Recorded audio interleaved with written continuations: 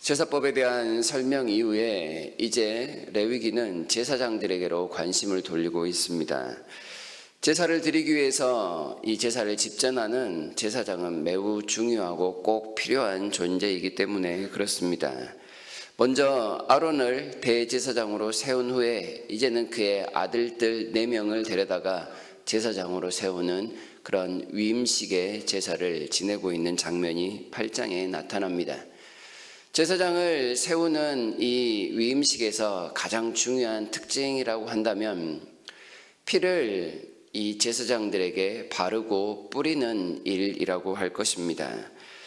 여기에서 모든 제사장의 역할은 모세가 감당합니다. 모세의 그 역량이 아주 뛰어남을 한편으로는 볼 수 있는데요.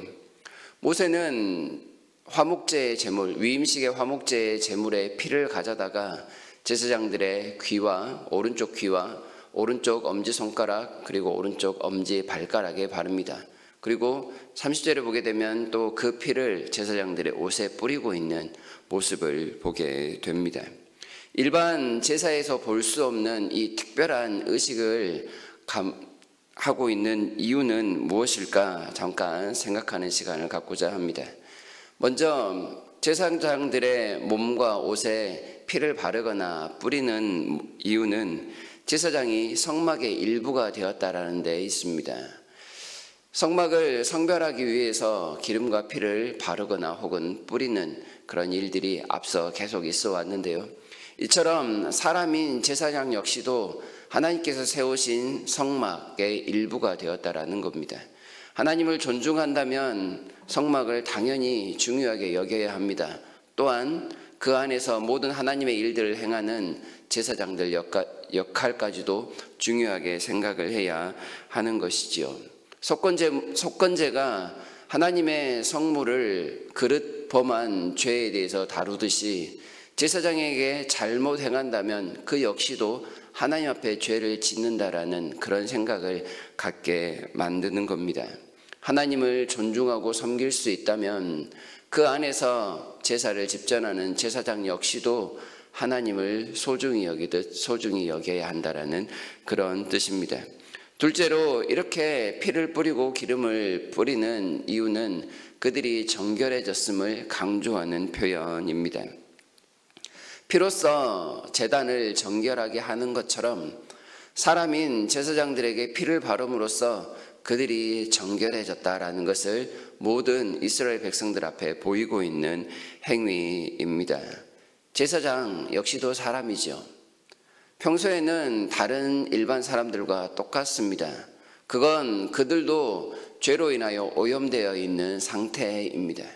거룩하신 하나님 앞에서 거룩한 제사를 감당하기에 불가능한 존재입니다. 그러나 하나님께서 특별히 그들에게 피를 뿌림으로 인해 그들은 일반 사람과는 다른 정결해진 사람, 그러니 그들이 죄를 다루는 제사를 집정하더라도 하나님께서 기쁘게 받으시겠다라는 약속의 표현입니다. 제사장이 더러운데 어찌 그들이 올려드리는 제사를 하나님께서 기쁘게 받으실 수 있겠습니까? 자기도 더러우면서 남의 죄를 다룬다? 말이 안 되는 것이기에 하나님께서 제사장들을 더욱더 특별하게 깨끗하게 만드는 모습입니다. 피로써 정결하게 한다? 그건 앞서도 언급된 내용이긴 하지만 생명을 통하여 그들의 모든 죄악을 씻어낸다라는 뜻입니다.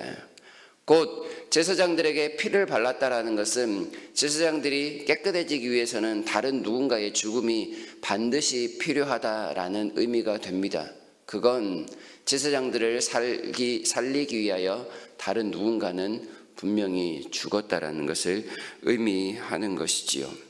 제사장들에게 특별히 귀와 손, 엄지손가락, 엄지발가락에 바르고 있는 모습은 그 죽음의 대가로 인해서 이 제사장들이 새롭게 되었다 혹은 새롭게 태어났다라는 의미를 부여하는 것이라 할 수 있습니다. 아무리 더러워진 옷을 빨더라도 새 옷만큼 깨끗할 수 있겠습니까? 여기에서 피를 바른다라는 것은 다름 아니라 누군가가 당신을 위해 죽은 것처럼 당신의 몸에 피가 있으니 당신은 죽었다가 살아난 것과 같은 깨끗함을 늘 유지하며 살아가야 합니다. 이런 뜻을 간직하고 있습니다. 그 피를 바르는 몸의 신체들을 보게 되면 먼저는 귀입니다. 귀에 하나님께서 피를 바릅니다.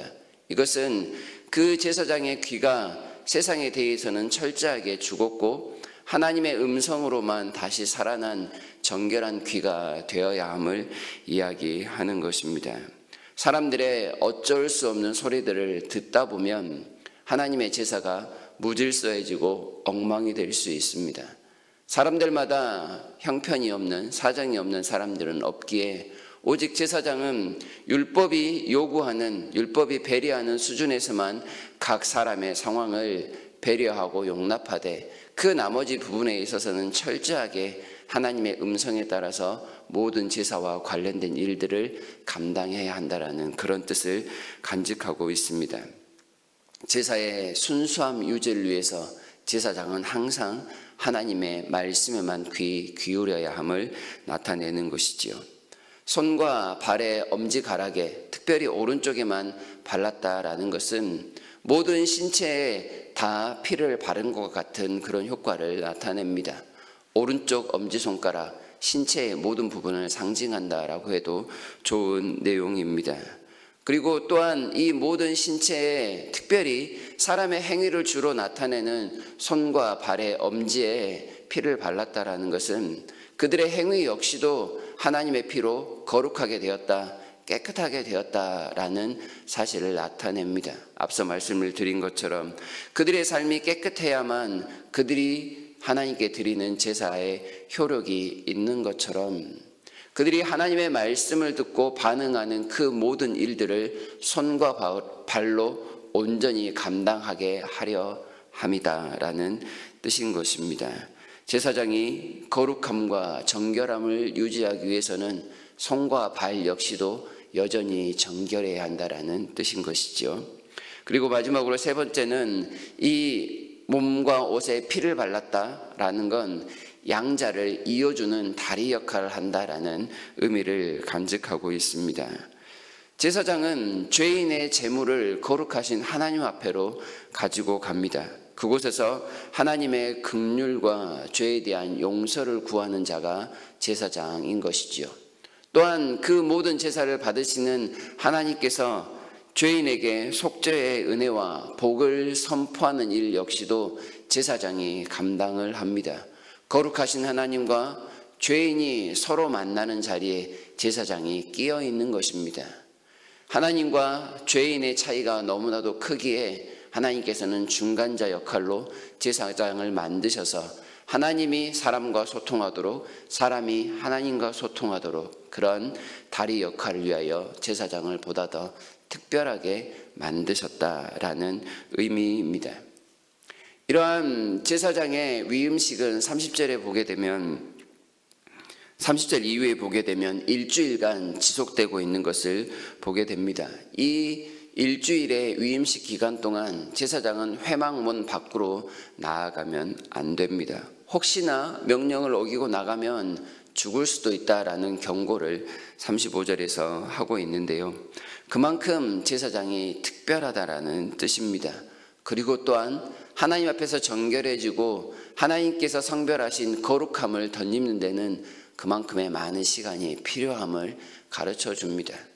죄로 더럽혀지는 것은 순간이지만 그 더럽혀짐을 회복하고 정결함으로 나아가는 데는 최소 일주일 정도의 시간은 필요함을 제사장들에게 가르쳐 줍니다.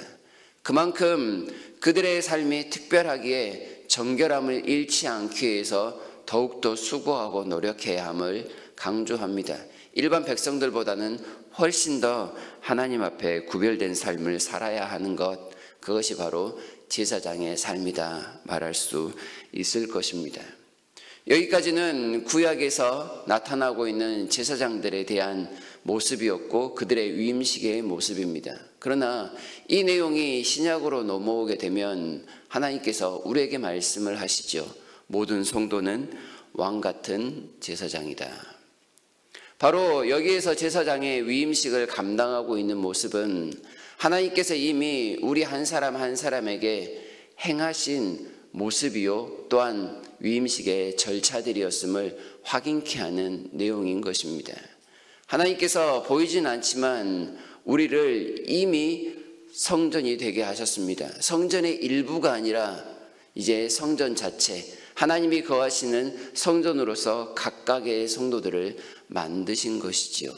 하나님의 전을 사모한다면 우리의 몸을 하나님 앞에 거룩히 드리고 정결하게 만드는 일에 적극적으로 동참해야 한다라는 뜻입니다. 또한 하나님께서 우리를 그리스도의 보혈로, 제물의 피가 아닌 하나님의 피로 우리를 깨끗하게 하셨으니 그 깨끗함 유지를 위하여 다른 어떤 사람보다 훨씬 더 노력해야 합니다. 우리의 귀가 더럽혀지지 않도록 우리의 손과 발이 여전히 깨끗함을 유지할 수 있도록 말씀에 반응하고 순종하는 데 더 적극적으로 나아가야 함을 나타내주고 있습니다. 그리고 왕같은 제사장, 동일하게 하나님과 세상을 이어주는 다리 역할로서의 삶을 살아가는 겁니다. 하나님께서 우리를 구원하셨음에도 불구하고 여전히 우리를 삶의 현장에 나눠 남겨두신 이유는 세상과 하나님을 연결하기 위한 통로라는 사실인 것이죠. 아무리 강조해도 지나치지 않는 모습, 거친 세상에서 거룩하게 살아가게 하시려는 하나님의 뜻입니다. 더러워진 세상에서 정결한 하나님의 뜻을 나타내게 하시려고 우리를 왕같은 제사장으로 삼으셨다 말씀합니다. 그러니 성도의 삶이 결코 쉬울 리가 없습니다. 고달픈 길입니다. 다른 사람에게 요구되는 것 몇 배 이상의 모습을 요구하는 것이 우리의 삶일 수밖에 없습니다. 바른 것을 듣도록 노력해야 하고 바른 것을 살아가기 위하여 우리의 손과 발이 특별히 하나님의 말씀에 열매 맺기 위하여 수고하고 노력하는 일, 아무리 수고해도 잘 안 되기에 끊임없이 엎드리고 겸손하게 하나님의 뜻만을 구해야 하는 것이 우리의 삶입니다. 하나님의 온전하심과 같이 우리도 온전하라라는 그 명령을 주고 계심을 기억하며 우리의 삶이 세상을 향한 제사장이라는 것을 기억하는 하루가 되었으면 좋겠습니다. 그리하여 좀 더 내 귀에 하나님의 피가 있습니다. 나의 손과 발에 그리고 내 마음에 하나님의 거룩하심이 있습니다 생각하시며 하나님 앞에 보다 더 경건하고 신실하게 살아가시는 하루의 삶이 되기를 진심으로 바랍니다.